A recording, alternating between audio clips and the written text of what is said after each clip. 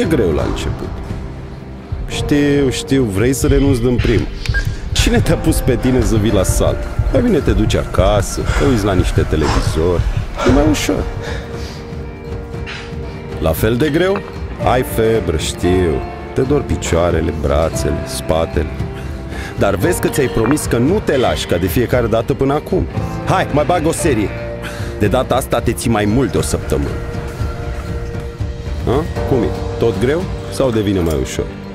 Parcă gantera de 5 kg nu mai cântărește o tonă. Ai mai prins curaj, te-ai împrietenit cu băieții. Începe să-ți placă, așa e? Hai că ești pe drumul cel bun. Băiatul, ușor cu aparatul ăla, costă bani. Glumesc. Acum e frumos la sală, nu? Pentru mine ești un erou. N-ai renunțat când ai dat de greu ca alții. Continuă tot așa. Și acum știi ce trebuie să faci, da? Cum adică nu?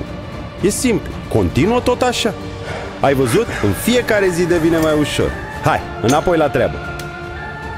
Nu trebuie să fii un erou ca să te antrenezi ca unul. Eroii sunt cei care nu renunță înainte să devină mai ușor. Ia-ți acum abonamentul Hero, care, cu cât te antrenezi mai mult, devine mai ieftin.